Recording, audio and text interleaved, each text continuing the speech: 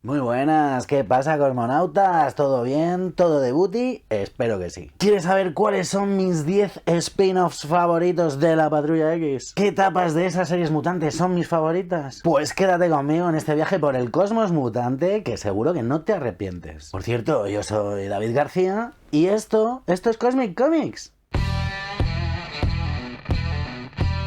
Bienvenidos a Cosmic Comics.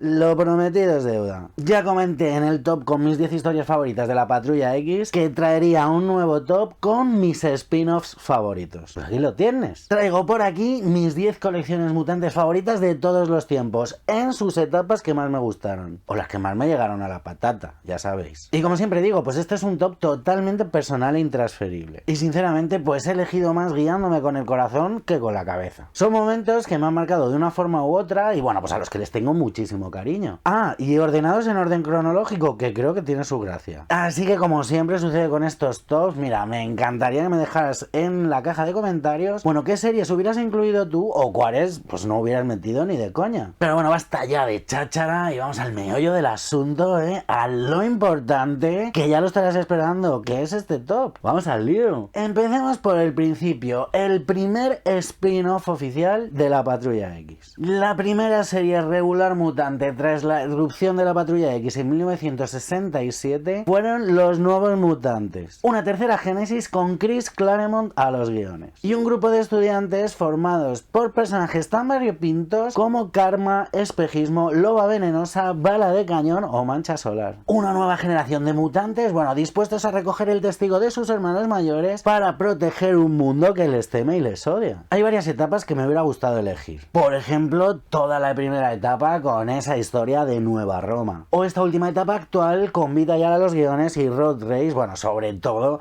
el arco del Rey Sombra. Pero si tuviera que quedarme con una, sin duda, sería con la llegada de Bill Sienkiewicz a los lápices y esta saga del oso místico. La llegada de Sienkiewicz supuso un antes y un después de Los Nuevos Mutantes. Una serie que ya era rara e inquietante de por sí y que ganó muchos puntos en este sentido con uno de los dibujantes más personales y extravagantes de la historia de Marvel Comics. Si la ambientación y los personajes ya eran oscuros, muchos de ellos vivían atormentados por su pasado o sus propios poderes, Sienkiewicz clavó sus personalidades y les dio una dimensión hasta entonces desconocida. Esa extravagancia gráfica le dio a la colección un sabor muy especial, muy outsider, muy indie si me apuráis. Y toda la saga del oso místico es una auténtica maravilla. Una historia que gira alrededor de Dani Moonstar, Espejismo, la nativa americana que sueña con el espíritu del oso místico que asesinó a sus padres. Una historia plagada de referencias al terror más psicológico, con unas herramientas narrativas y gráficas nunca vistas hasta el momento. Angustiante, con una atmósfera enrarecida y ese toque de maestría y terror que le daba el dibujante más experimental del mainstream de aquellos tiempos. Los miembros de Los Nuevos Mutantes son unos personajes que me han acompañado siempre de una forma o de otra. Personajes que no puedo olvidar. Bobby Da Costa, Mancha Solar, con ese padre tirano y déspota, con ese carácter tan altivo pero tan melancólico. Magik, hermana de Coloso, criada en el limbo por el demonio Velasco. Loba Venenosa, atormentada por su educación en ese entorno religioso tan fanático. Dani Moonstar, Cifra, Warlock, Amigollo. Bala de Cañón, que tardó una vida en dominar su poder. En fin, unos personajes que a mí me marcaron muchísimo. Y una colección, Los Nuevos Mutantes, bueno, pues que supuso el inicio de la familia mutante. Por cierto, que si te está molando el vídeo, le puedes dar un buen like, te puedes suscribir si todavía no estás suscrito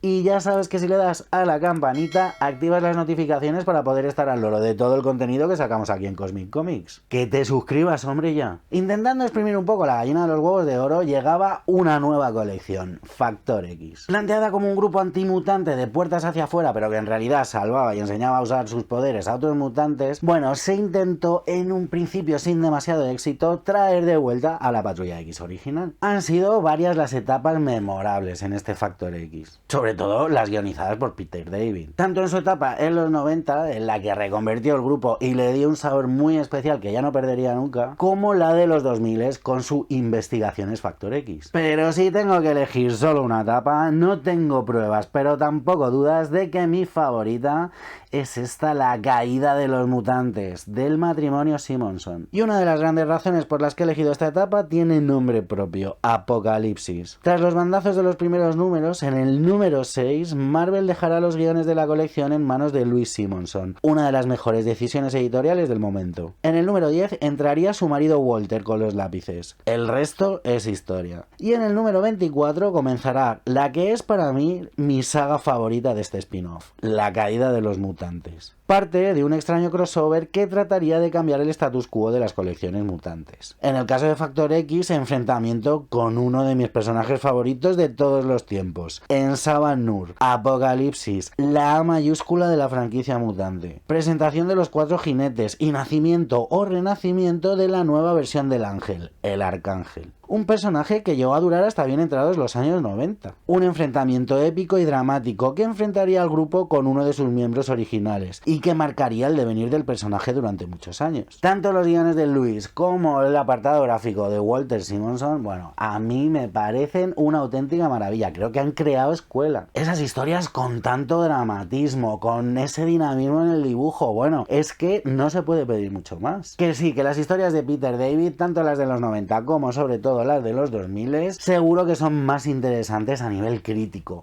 pero a mí, sinceramente, esta etapa es de la que guardo mejor recuerdo. Bueno, y tras los nuevos mutantes y Factor X, pues no tardaría en llegar la tercera colección de la franquicia, Excalibur. ¡Excalibur! Tras el trabajo de Alan Davis y Alan Moore con el Capitán Britannia, que sirvió un poco de prólogo a Excalibur, bueno, pues llegaría esta colección que es una de las más aclamadas de toda la cronología mutante. Una nueva formación, en este caso afincada en Europa, con viejos conocidos y nuevos personajes. Excalibur fue una colección que le dio una dimensión totalmente nueva al panorama mutante. Es cierto que todo parte de esta etapa fundacional, guionizada por Chris Claremont, surgida tras la muerte de la Patrulla X. Pero para mí, el regreso de Alan Davis a la colección como autor completo, bueno, es mi parte favorita. Tenemos unos personajes muy distintos, pero con un toque en común, ese aire místico que los rodea a todos. La idea de juntar un equipo en el Reino Unido teniendo en cuenta el origen británico tanto de Claremont como de Davis no era nada descabellada. Así vamos a ver cómo se unen en una formación formidable el Capitán Britannia, llegado de las páginas de Marvel UK, Rondador Nocturno, miembro de la segunda génesis de la Patrulla X, Kitty Pryde, la eterna estudiante que poco a poco y a manos de Claremont va madurando, Megan, una mutante metamórfica cuyos poderes dependen de su estado de ánimo, y por último Rachel Summers, Fénix, hija de Cíclope y de Jean Grey venida de un futuro alternativo. Historias rocambolescas, llenas de sentido del humor, disparatadas, con un montón de personajes muy pero que muy locos, y unas aventuras omniversales que dieron mucho juego durante una buena cantidad de números. Quizás la parte clave de esta serie fueron las aportaciones del dibujante, de Alan Davis, que supo imprimir a las historias ese toque estrambótico. Algo que quedó demostrado cuando quedó al cargo también de los guiones. Nunca hemos vuelto a tener una etapa tan icónica, tan buena como la primigenia con Claremont a los guiones, como luego la de Alan Davis como autor completo. He intentado volver a estos conceptos, dándole un aire de solemnidad que, bueno, pues sinceramente nunca tuvo la serie. Los 90 definitivamente no le dieron a esta colección la continuidad que necesitaba. Hoy en día extinta y sustituida por esa Caballeros de X que también ha terminado ya. Es cierto que nos ha traído grandes momentos, como bueno, pues ese crossover de 10 espadas, pero creo que en ningún momento esta nueva encarnación de Excalibur ha llegado a tener, bueno, pues toda la frescura, todo el entretenimiento, todo el divertimento que sí tuvo durante la etapa de Alan Davis. Bueno, hablar de Lobezno es hablar del personaje más famoso, más popular de toda la franquicia mutante. Eso no lo puede negar nadie. Era raro que no gozara de colección propia, y en 1988 llegaría el número 1 de la primera serie regular con el canadiense Cascarrabias como protagonista. A lo largo de los años, Logan ha protagonizado algunas de las mejores historias de mutantes y también fuera del entorno mutante. Futuros distópicos como el viejo Logan, orígenes remotos como en Origen y momentos como en Arma X donde descubriríamos todo el dolor y el sufrimiento del pasado de Logan. Enfrentamientos épicos en el espacio contra Magneto en las páginas de la Patrulla X. Hemos visto cómo moría, cómo resucitaba, y la verdad es que hoy en día su colección actual actual, bueno, pues goza de bastante buena salud. Pero es cierto que la etapa que yo más cariño le tengo, sin duda alguna, es esta etapa primigenia en Madripoor, con Chris Claremont a los guiones y John Buscema al dibujo. Madripoor, ese ambiente oscuro y lóbrego, la corrupción hecha ciudad, personajes duros, mal encarados, la búsqueda de Muramasa, está todo aquí. Era necesaria una colección que nos contase las andaduras de Logan en solitario, y precisamente fue un acierto a hacerlo desvinculándolo de la Patrulla X. La creación de Parche, su cruce con Mr. Fixit, de lo mejor que hemos leído del personaje, con un aire detectivesco que le viene que ni pintado, pero con escenas llenas de acción, y ese equipo creativo de lujo que nos trajo un montón de aventuras que nos tuvieron entretenidos durante muchísimo tiempo. Yo la verdad es que le tengo muchísimo cariño al personaje, me ha acompañado durante bastante tiempo. Es cierto que no soy tan friki de Logan como el Elemento H, vaya por delante, pero sí es un personaje que me gusta un montón. Un tío carismático, con un montón de historias a sus espaldas, agresivo y letal,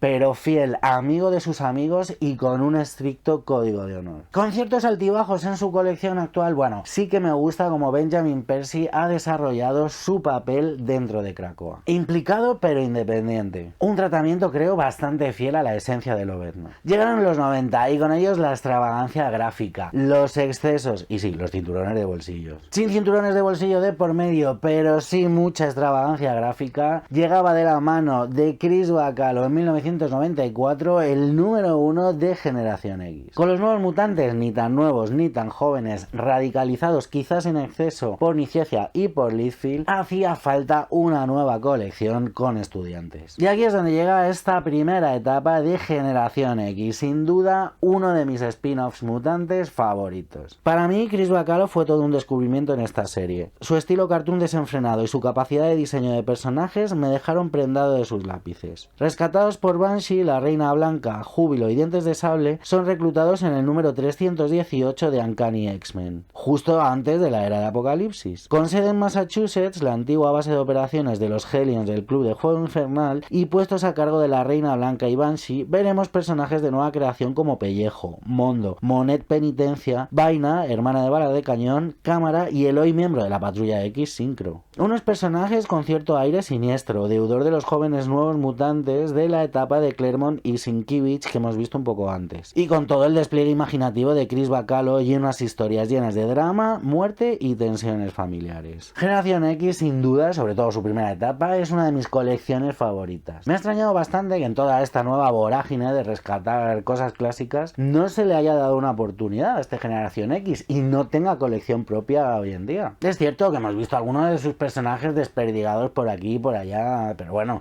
a mí me hubiera gustado muchísimo verlos todos juntos interactuando en Krakoa. Quién sabe si en un futuro haya planes para ellos. Seguimos en los 90 y vengo aquí con una de mis encarnaciones favoritas de X-Force. Desde luego no es la mejor ni la más popular, eso lo tengo claro. Podría haber elegido su etapa primigenia a cargo de Fabián Nicieza y Rob Liefeld, donde radicalizaron y maduraron en extremo a los personajes de los nuevos mutantes, pero bueno, mi religión me lo impide. Podría haber elegido la etapa de Rick Remender, en la que la formación pasa a ser un grupo de operaciones encubiertas. Tampoco está nada mal la etapa actual, en la que se convirtió, sobre todo en el principio, en una de las colecciones troncales. O de la remodelación indie que hicieron Milligan y los Allred, pero bueno, eso es algo de lo que vamos a hablar un poquito más adelante. Así que me quedo con esta etapa de Joseph Harris y Adam Pollina, probablemente muy poco conocida, pero que a mí, bueno, pues me tocó la patata. Aquellos 90 fueron el momento en el que me reenganché a los cómics a tope, y lo hice por supuesto con los mutantes. Tras engancharme a varias de las series de aquel entonces, no tardó el tocarle el turno a esta nueva encarnación de X-Force. No había leído entonces nada de la conversión de los nuevos mutantes a este título, pero sí que había leído números de los nuevos mutantes antiguos, y para mí fue todo un impacto verlos tan mayores y con tantas aventuras a sus espaldas. Deudora en parte, eso sí, de la etapa de Nicieza y Liefeld, le tengo muchísimo cariño a este momento de X-Force. Un momento en el que los chavales habían crecido, seguían liderados por Cable y mantenían su independencia, pero cada vez se acercaban acercaban más al sueño de Xavier y a sus hermanos mayores de la Patrulla X. Una etapa, por cierto, en la que tanto Dani Moonstar como James Proudstar tenían mucho protagonismo. Una etapa en la que vimos el regreso de personajes como el Desvanecedor, en la que los vimos luchar contra Onslaught con ese estilo tan personal de Adam Pollina e intentando encontrar su lugar en el mundo y recuperar su identidad. Desde luego, tanto la etapa de Rick Remender como la actual son bastante remarcables, pero bueno, yo me quedo con aquellos experimentales años 90 en los que los X-Force,